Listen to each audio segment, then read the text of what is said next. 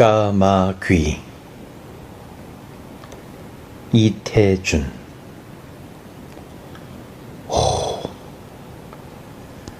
새로 사온 것이라 등피에서는 아직 석윤에도 나지 않는다. 닦을 것도 별로 없지만 전에 하던 버릇으로 그렇게 입김부터 불어가지고 어스레해진 하늘에 비춰보았다. 등피는 과감하게도 대뜸 뽀얗게 흐려지고 만다. 날이 꽤 차졌군. 그는 등피를 닦으면서 아직 눈에 익지 않은 정원을 둘러보았다.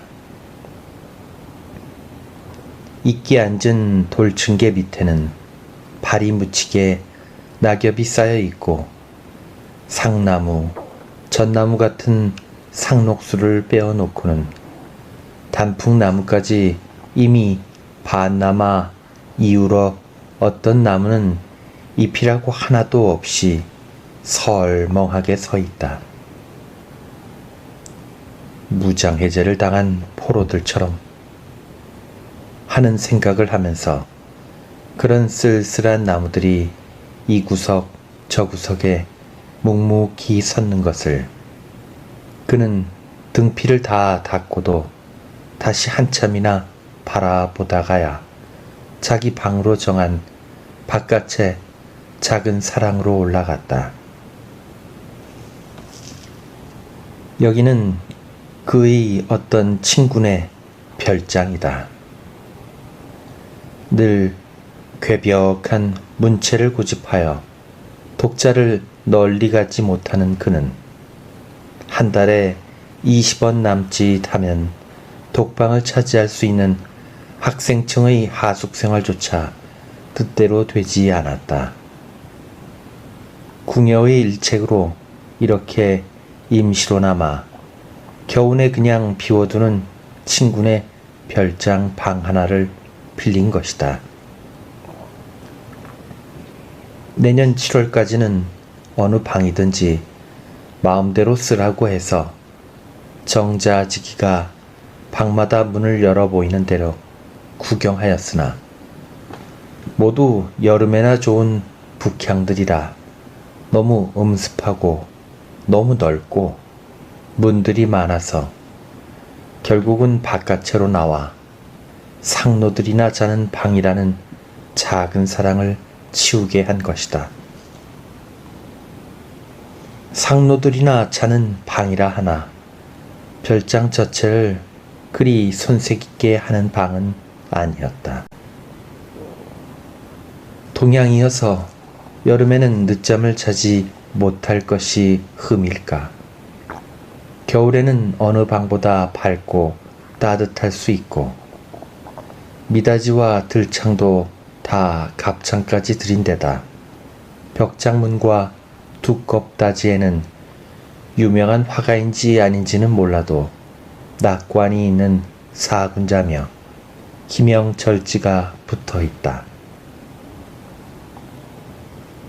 밖으로도 문 위에는 추성각이라 추사체의 현판이 걸려 있고 양쪽 처마 끝에는 파랗게 녹슨 풍경이 창연히 달려 있다.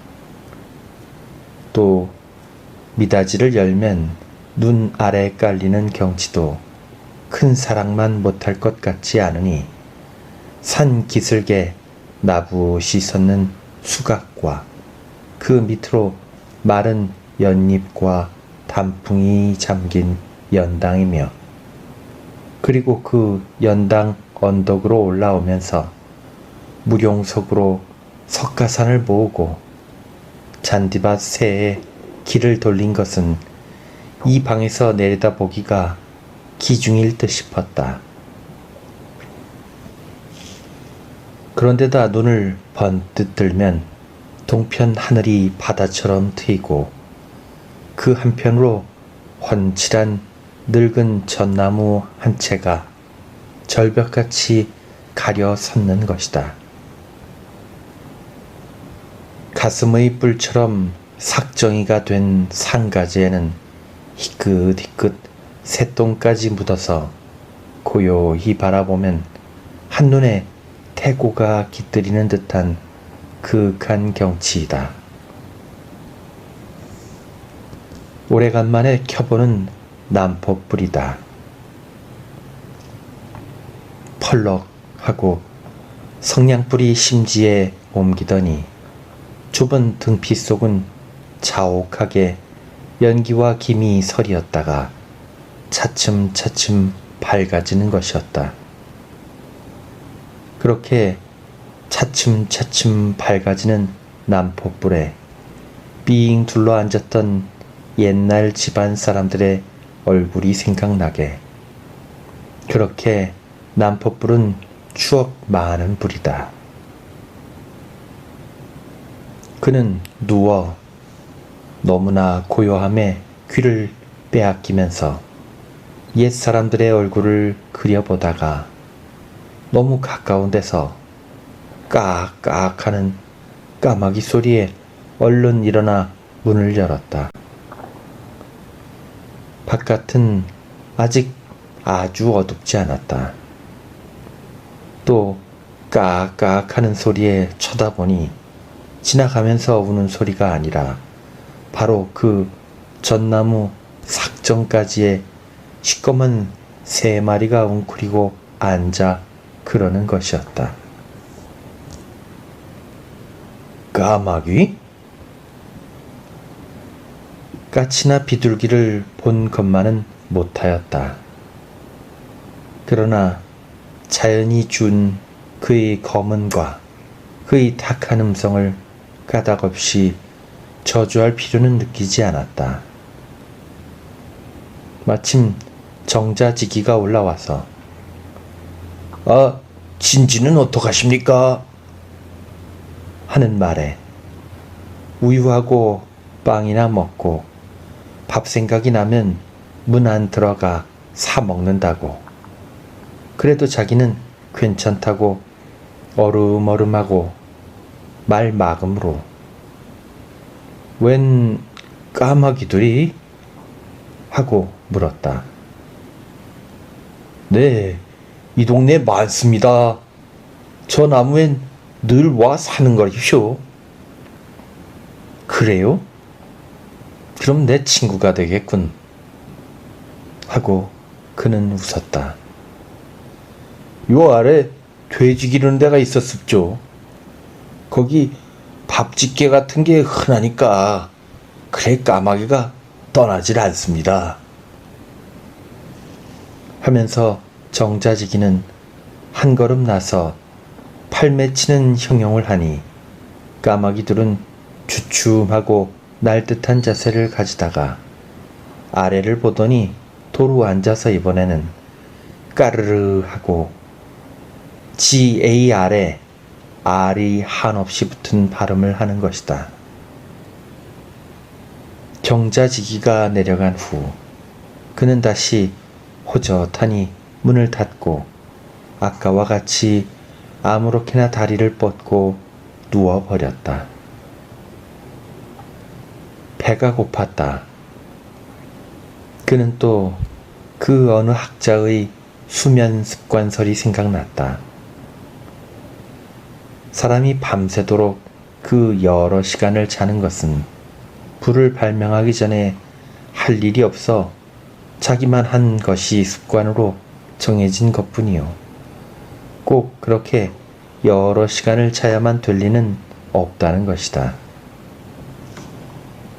그는 이 수면 습관설에 관련하여 식욕이라는 것도 그런 것으로 믿어보고 싶었다.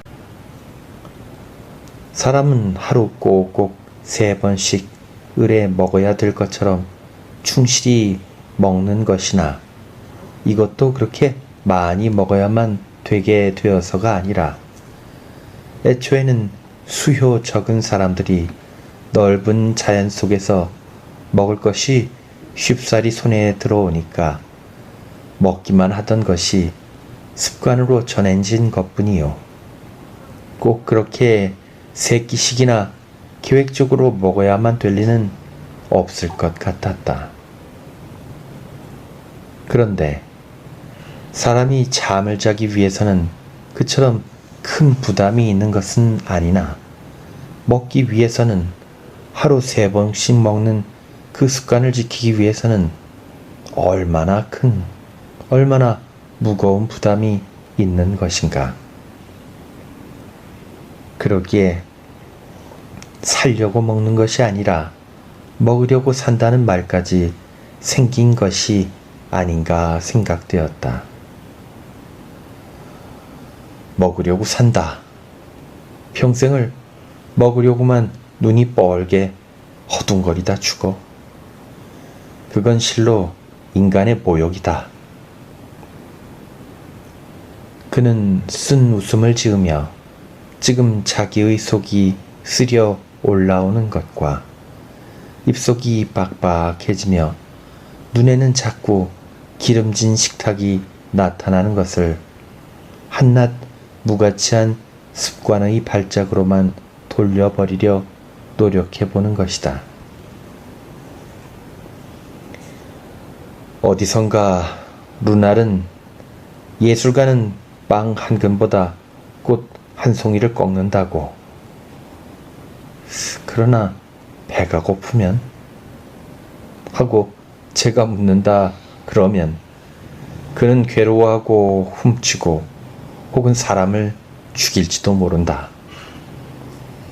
그렇더라도 글쓰기를 버리지는 않을 게라고 했다. 난 배가 고파할 줄 아는 얄미운 습관부터 아예 망각시켜버리라. 잉크는 새것이 한 병, 새벽 우물처럼 충충이 담겨 있겠다. 원고지도 두툼한 게 연함은 죽 쌓여 있겠다. 그는 우선 그 문 앞으로 살랑살랑 지나다니면서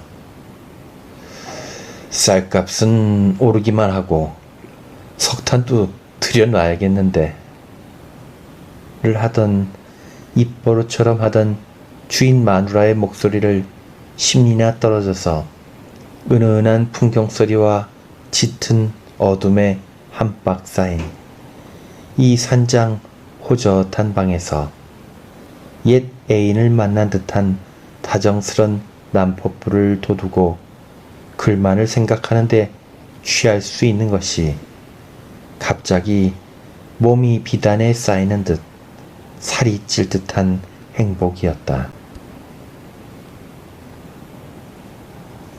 저녁마다 그는 남포에 새 석유를 붓고 등피를 닦고 그리고 까마귀 소리를 들으면서 어둠을 기다리었다. 방 구석구석에서 밤의 신비가 소곤거려 나올 때 살며시 무릎을 꿇고 귀한 손님의 의관처럼 공손히 남포 갓을 들어 올리고 불을 켜는 것이며 펄럭거리던 불방울이 가만히 자리 잡는 것을 보고 아랫목으로 물러나 그제는 눕든지 앉든지 마음대로 하며 혼자 밤이 깊도록 무얼 읽고 무얼 생각하고 무얼 쓰고 하는 것이다. 그래서 아침이면 늘 늦도록 자곤 하였다. 어떤 날은 큰 사랑 뒤에 있는 우물에 올라가 세수를 하고 나오면서 산 너머로 오종 소리가 울려오기도 했다. 그러다가 이날은 무슨 무서운 꿈을 꾸고 그 서슬에 소스라쳐 깨어보니 밤은 벌써 아니었다. 미닫이에는 전나무 가지가 꿩의 장북처럼 비끼었고 쨍쨍한 햇볕은 쏴 소리가 날 듯 쪼여 있었다. 어수선한 꿈자리를 떨쳐버리는 홀가분한 기분과 여기 나와서는 처음 일찍 깨어보는 호기심에서 그는 머리를 흔들고 미닫이부터 쫙 밀어놓았다. 문턱을 넘어드는 바깥 공기는 체온에 부딪히는 것이 찬물 같았다. 여윈 손으로 눈을 비비며 얼마나 아름다운 아침일까를 내어다보았다. 해는 역광선이어서 부신 눈으로 수각을 더듬고 연당을 더듬고 잔디밭길을 더듬다가 그 실뱀 같은 잔디밭 길에 서다. 그는 문득 어떤 여자의 그림자 하나를 발견한 것이다. 여태 꿈인가 해서 다시금 눈부터 비비었다. 확실히 여자여, 또 확실히 고요히 섰으되 산 사람이었다. 그는 너무 넓게 열었던 문을 당황히 닫아버리고 다시 조그마한 틈으로 내어다 보았다. 여자는 잊어버린 듯 오래도록 햇볕만 쏘이고 서 있다가 어디선지 산새 한 마리가 날아와 가까운 나무가지에 앉는 것을 보더니 그제야 사뿐 발을 떼어 놓았다. 머리는 틀어 올리었고 저고리는 노르스름한 명주빛인데 고동색 스웨터를 아예 없듯 두 소매는 앞으로 늘어뜨리고 등에만 걸쳤을 뿐 꽤 날씬한 허리 아래엔 옥색 치맛자락이 부드러운 물결처럼 가벼운 주름살을 일으켰다. 빨간 단풍잎 하나를 들었을 뿐 고요한 아침 산보인 듯하다. 누굴까? 그는 장정 고운 신간서애처럼 호기심이 일어났다.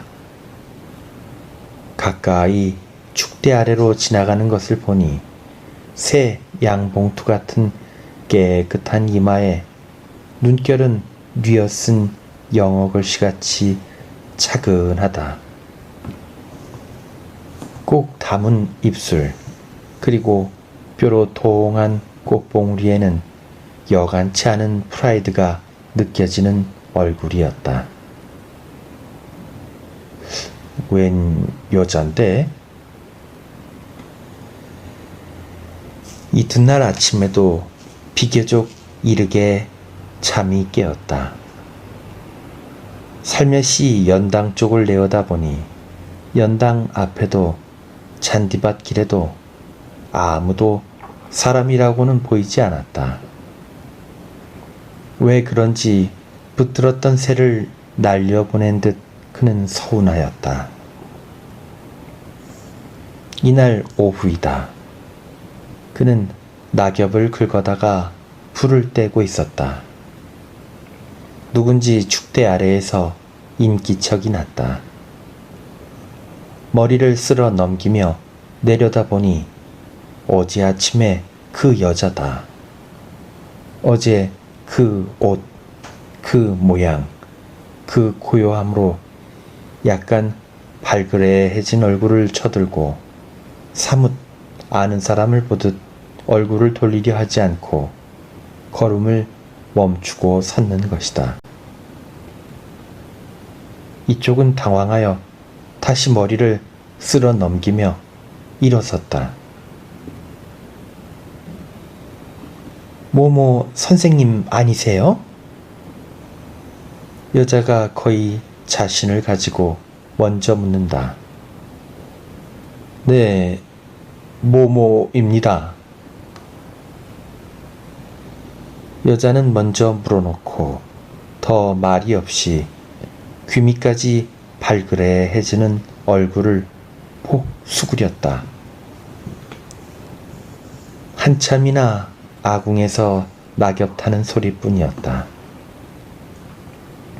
절 아십니까?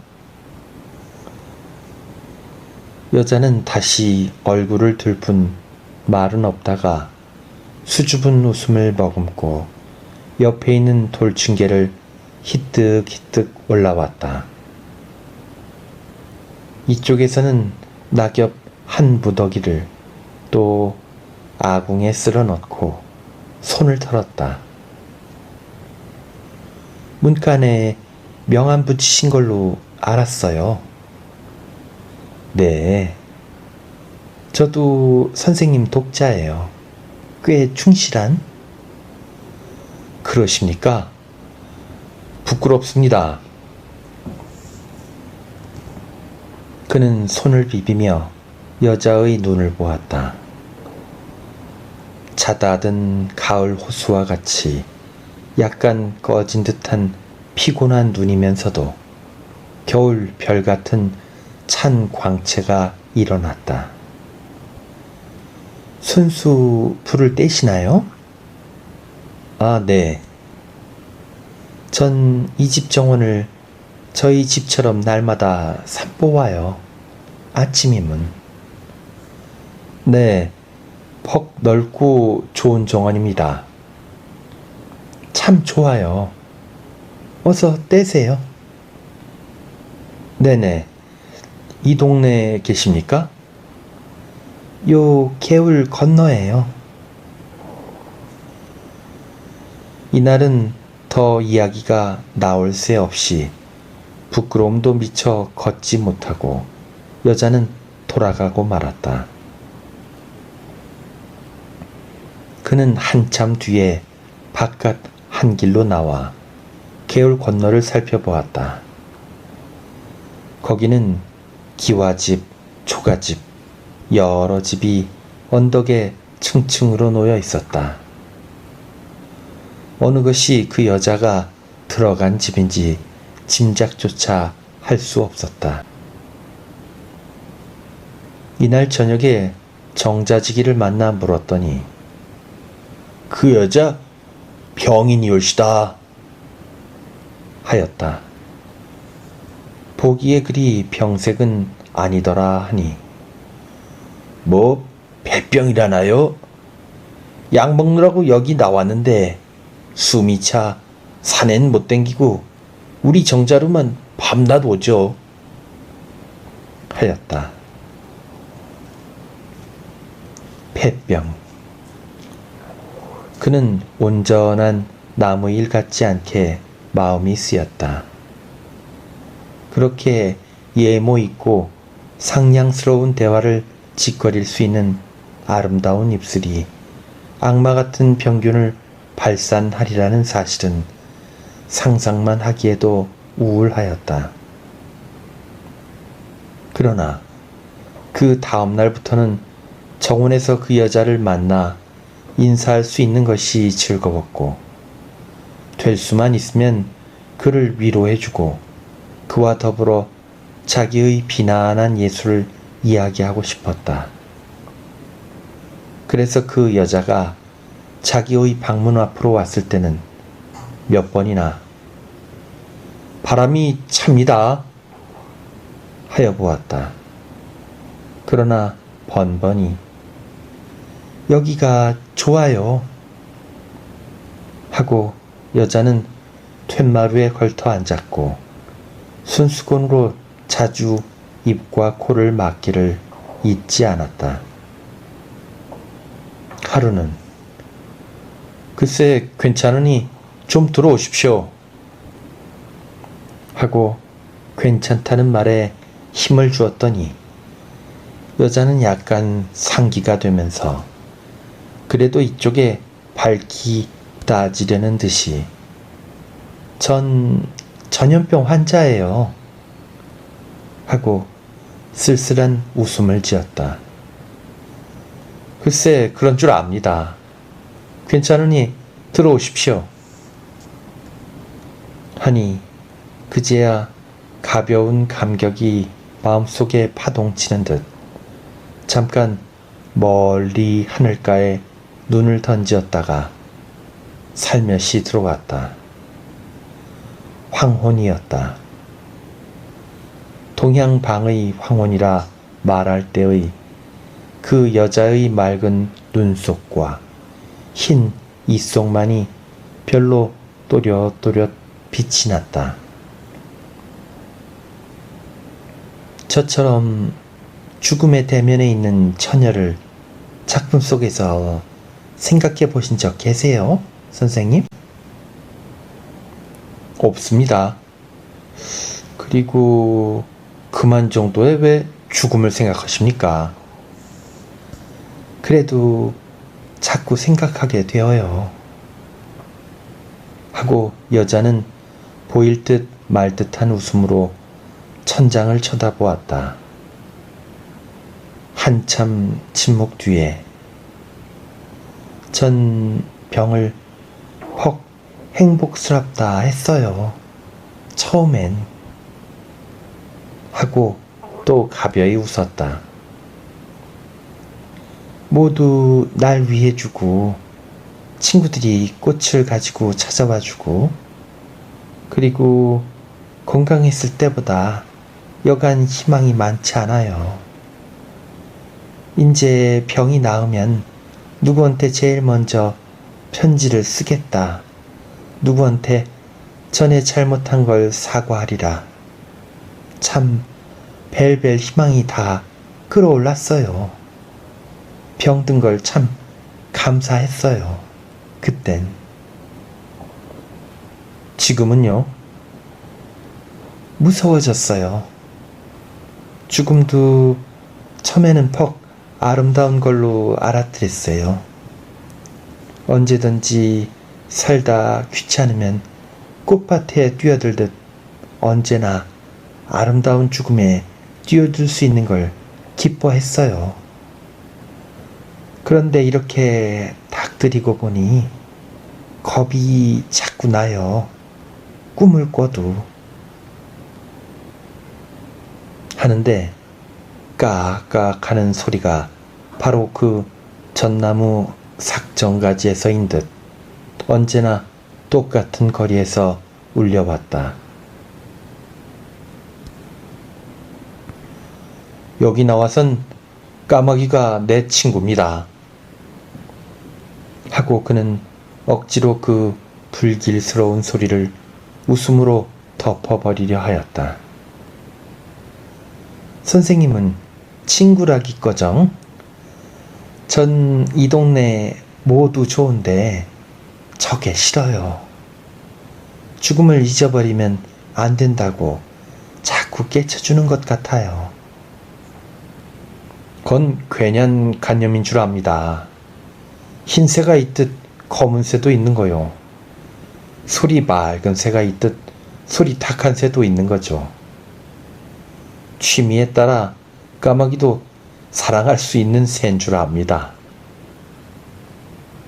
건 죽음을 아직 남의 걸로만 아는 건강한 사람들의 두개골을 사랑하는 것 같은 악취미겠지요. 지금 저한텐 무서운 짐승이에요. 무슨 음모를 가지고 복면하고 내 뒤를 쫓아다니는 무슨 음흉한 사내같이 소름이 끼쳐요. 아마 내가 죽으면 저 새가 덥석 날아와 앞을 설 것만 같이. 죽음이 아름답게 생각될 때 죽는 것처럼 행복은 없을 것 같아요. 하고 여자는 너무 길게 짓거렸다는 듯이 수건으로 입을 코까지 싸서 막고 멀거니 어두워 들어오는 미닫이를 바라보았다. 이 병든 처녀가 처음으로 방에 들어와 얼마 안 되는 이야기를 그의 체온과 그의 병균과 함께 남기고 간 날 밤, 그는 몹시 우울하였다. 무슨 말을 하여야 그 여자를 위로할 수 있을까? 과연 그 여자의 병은 구할 수 없는 것일까? 어떻게 하면 그 여자에게 죽음이 다시 한번 꽃밭으로 보일 수 있을까? 그는 비스듬히 벽에 기대어 이것을 생각하다가 머릿속에서 무엇이 버스럭거리는 소리를 들었다. 가만히 이마에 손을 대니 그것은 벽장 속에서 나는 소리였다.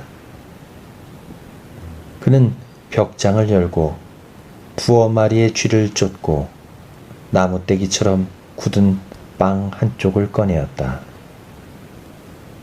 그리고 한 손으로는 뒷산에서 주워온 그 환약과 같이 동그라면서도 가랑잎처럼 무게가 없는 토끼의 배설물을 집어보면서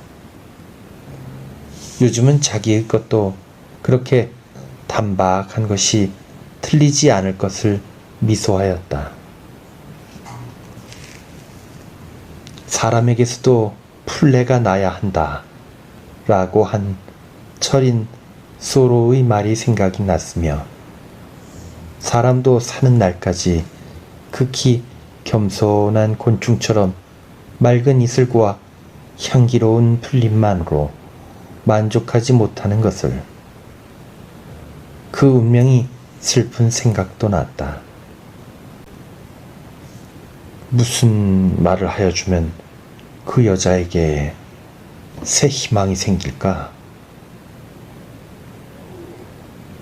그는 다시 이런 궁리에 잠기었고 그랬다가 문득 내가 사랑하리라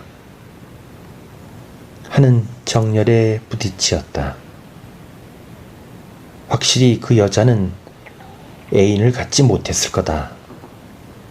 누가 그 벌레 먹는 가슴에 사랑을 묻었을 거냐. 그는 그 여자의 앉았던 자리에 두 손길을 깔아보았다. 싸늘한 장판의 감촉일 뿐 체온은 날아간 지 오래였다. 슬픈 아가씨여, 죽더라도 나를 사랑하면서 죽어다오. 애인이 없이 죽는 것은 애인을 남기고 죽기보다 더욱 슬플 것이다. 오래전부터 병균과 싸워온 그대에겐 확실히 애인이 있을 수 없을 게다.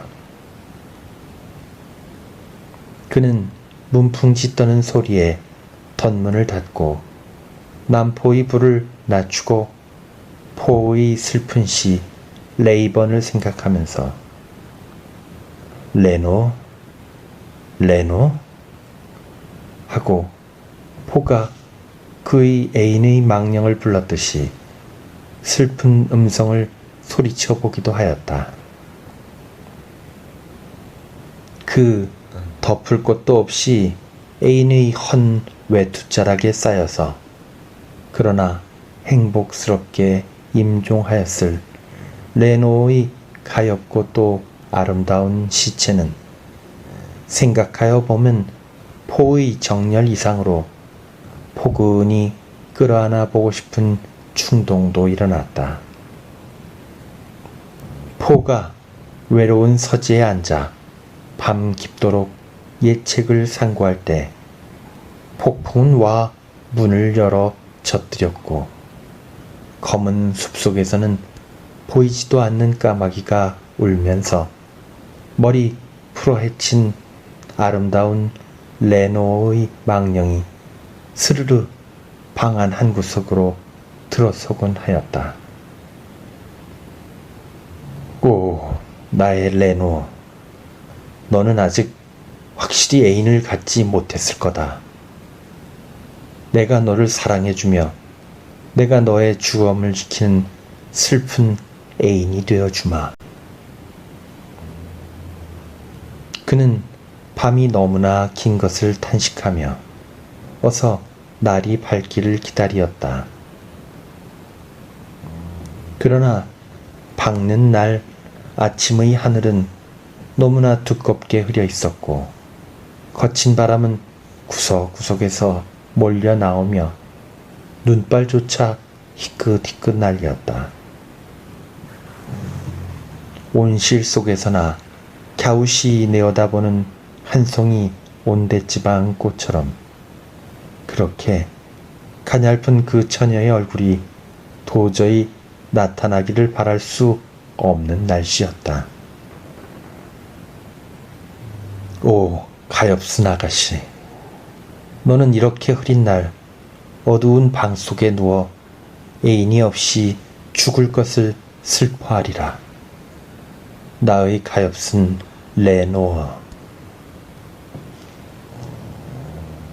사흘이나 눈이 오고 또 사흘이나 눈보라가 치고 다시 며칠 흐리었다가 눈이 오고 그리고 날이 들고 따뜻해졌다. 처마 끝에서 눈 녹은 물이 비 오듯 하는 날 오후인데 가엾은 아가씨가 나타났다. 더 창백해진 얼굴에는 상장 같은 마스크를 입에 대었고 방에 들어와서는 눈꺼풀이 무거운 듯 자주 눈을 감았다 뜨면서 그간 두어 번이나 몹시 각혈을 했어요. 하였다. 그러나 의사는 기관에서 터진 피레지만 전 가슴에서 나온 줄 모르지 않았어요. 그래도 의사가 더 잘 알지 않겠어요? 의사가 절 속여요. 의사만 아니라 사람들이 다 날 속이려고 만들어요. 돌아서선 뻔히 내가 죽을 걸 이야기하다가도 나보고는 아닌 채들해요. 그래서 벌써부터 난 딴 세상 사람처럼 따돌리는 게 저는 슬퍼요. 죽음이 그렇게 외로운 거란 걸 날 죽기 전부터 맛보게들 해요. 아가씨의 말소리는 떨렸다. 그래도 만일 지금이라도 만일 진정으로 사랑하는 사람이 있다면 그 사람의 말만은 고지 들으시겠습니까? 눈을 고요히 감고 뜨지 않았다. 아르시는 병을 조금도 싫어하지 않고 정말 운명을 같이 따라하려는 사람만 있다면 그럼 그건 아마 사람이 아니겠지요? 저한테 사랑하는 사람이 있긴 있어요. 절 열렬히 사랑해 주어요. 요즘도 자주 저한테 와요. 그는 정말 날 사랑하는 표로 내가 이런 모두 싫어하는 병이 걸린 걸 자기만은 싫어하지 않는다는 표로 하루는 내 가슴에서 나온 피를 반 컵이나 되는 걸 먹기까지 한 사람이에요. 그렇지만 그게 내게 위로가 되는 줄 아세요? 그는 우울할 뿐이었다. 내 피까지 먹고 나하고 그렇게 가깝게 해도 그는 저대로 건강하고 저대로 살아가야 할 준비를 하니까요. 머리가 좋으면 이발소에 가고 신이 해지면 새 구들 맞추고 날마다 대학 도서관에 다니면서 학위받을 연구만 하고 있어요. 그러니 얼마나 저하고는 길이 달라요. 전 머릿속에 상여, 무덤 그런 생각뿐인데 왜 자꾸 그런 생각만 하십니까? 사람끼린 동정하고퍼도 동쟁이 안 되는 것 같아요. 왜요? 병자에겐 같은 병자가 되는 것 아니군 동정이 못 될 겁니다. 그런데 어떻게 마음대로 같은 병자가 되며 같은 정도로 앓다 같은 시각에 죽습니까? 뻔히 죽을 사람을 말로만 괜찮다, 괜찮다 하고 속이는 건 이쪽을 더 빨리 외롭게나 만드는 거예요. 어떤 상여를 생각하십니까? 그는 대담하게 이런 것을 물어주었다. 그렇게 하는 것이 그 아가씨의 세계에 접근하는 것이 될까 하였다. 조선 상여는 참 타기 싫어요. 요즘 금칠막한 자동차도 보기도 싫어요. 하얀 말 여럿이 끌고 가는 하얀 마차가 있다면 하고 공상해 봤어요. 그리고 무덤도 조선 무덤들은 참 암만 해도 정이 가질 않아요. 서양엔 묘지가 공원처럼 아름답다는데 조선 산수들이야 어디 누구의 영원한 주택이란 그런 감정이 나요?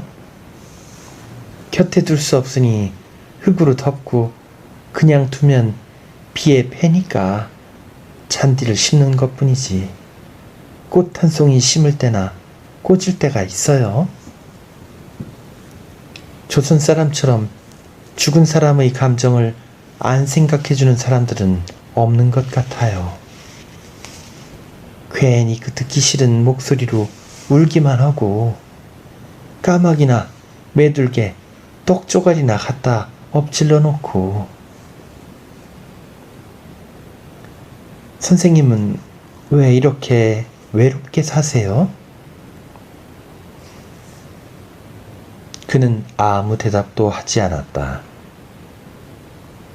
그 여자에게 애인이 없으리라 단정한 자기의 어리석음을 마음 아프게 비웃었고, 그렇게 절망에 극하여 세상 욕심이라고는 털끝만치도 없는 거룩한 여자를 애인으로 가진 그 젊은 학도가 몹시 부러운 생각뿐이었다. 날은 이미 황혼에 가까웠다. 연당 아래 전나무 꼭대기에서는 아직 그 닭한 소리로 울지는 않으나 그 우악스런 주둥이로 그 검은 새들이 삭정이를 쪼는 소리가 딱딱 울려왔다. 까마귀가 온 게지요? 그렇게 그게 싫으십니까? 싫어요. 그것 뱃속엔 아마 별별 귀신 딱지가 다 든 것처럼 무서워요. 한 번은 꿈을 꾸었는데 까마귀 뱃속에 무슨 부적이 들고 칼이 들고 시퍼런 불이 들고 한 걸 봤어요. 웃지 마세요. 상식은 절 떠난 지 벌써 오래예요. 호호. 그러나 그는 웃고 속으로 이제 까마귀를 한 마리 잡으리라 하였다. 그 배를 갈라서 그 속에는 다른 새나 조금도 다를 것이 없는 내장뿐인 것을 보여주리라. 그래서 그 상식을 잃은 여자의 까마귀에 대한 공포심을 근절시키고, 그래서 죽음에 대한 공포심까지도 좀 덜게 해주리라 마음 먹었다. 그는 이 아가씨가 간 뒤에 그 길로 뒷산에 올라 물풀의 나무를 베다가 큰 활을 하나 메었다. 꼿꼿한 쌀이로 살을 만들고 끝에다는 큰 못을 갈아 촉을 받고 여러 번 겨냥을 연습하여 보고 까마귀를 창문 가까이 유혹하였다. 눈 위에 여기저기 콩을 뿌리었더니 그들은 마침내 좌우를 의문스런 눈으로 두리번거리면서도 내려와 그것을 쪼았다. 먼 내 것이 없어지는 대로 그들은 곧 날듯 날듯이 어깨를 고추 세우면서도 차츰차츰 방문 가까이 놓인 것을 쪼며 들어왔다. 방 안에서는 숨을 죽이고 조그만 문구멍에 살촉을 얹고 가장 가까이 들어온 놈의 옆구리를 겨냥하여 기운껏 활을 당겨 가지고 쏘아버렸다. 푸드득 하더니 날기는 다 날았으나 한 놈이 죽지에 살이 박힌 채 이내 그 자리에 떨어졌고 다른 놈들은 까악까악거리면서 전나무 꼭대기로 올라갔다. 그는 황망히 신을 끌며 떨어진 놈을 쫓아 들어가 발로 덮치려 하였다.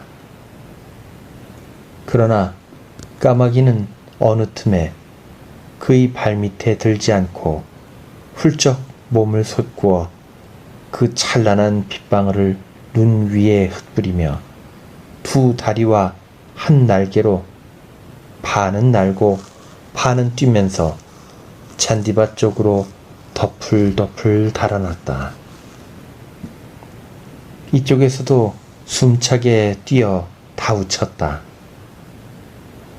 보기에 악한과 같은 짐승이었지만 그도 한낱 새였다. 공중을 잃어버린 그에겐 이내 막다른 골목이 나왔다.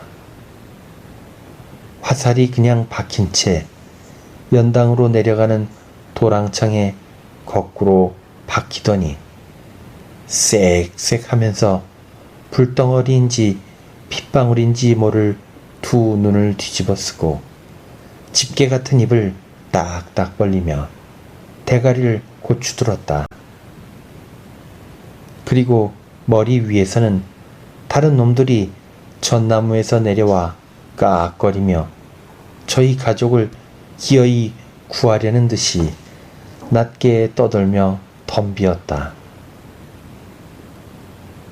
그는 슬그머니 겁이 나기도 했으나 뭉어리돌을 집어 공중의 놈들을 위협하며 도랑에서 다시 덮을 올려섰는 놈을 쫓아 들어가 곧은 발길로 멱투시를 차 내던지었다. 화살은 빠져 떨어지고 까마귀만 대여섯 칸 밖에 나가 떨어지며 킥 하고 뻐들쩍거렸다. 다시 쫓아가 발길을 들었으나 그때는 벌써 까마귀는 적을 볼 줄도 모르고 덮어 누르는 죽음과 싸울 뿐이었다. 그는 두근거리는 가슴으로 이 검은 새의 죽음의 고민을 내려다보며 그 병든 처녀의 임종을 상상해 보았다. 슬픈 일이었다. 그는 이내 자기 방으로 돌아왔고 나중에 정자지기를 시켜 그 죽은 까마귀를 목에 매어 어느 나뭇가지에 걸게 하였다. 그리고 어서 그 아가씨가 나타나면 곧 훌륭한 외과의나처럼 그 검은 시체를 해부하여 까마귀의 뱃속에도 다른 날짐승과 똑같이 단순한 조류의 내장이 있을 뿐 결코 그런 무슨 부적이거나 칼이거나 푸른 불이 들어있지 않다는 것을 증명하리라 하였다. 그러나 날씨는 추워가기만 하고 열흘에 한 번도 따뜻한 해가 비치지 않았다. 달포가 지나도록 그 아가씨는 나타나지 않았다. 날씨는 다시 풀어져 연당에 눈이 녹고 단풍나무 가지에 걸린 까마귀의 시초도 해부하기 알맞게 녹았지만 그 아가씨는 나타나지 않았다. 하루는 다시 추워져 쌀랑눈이 사륵사륵 길에 떨어져 구르는 날 오후이다.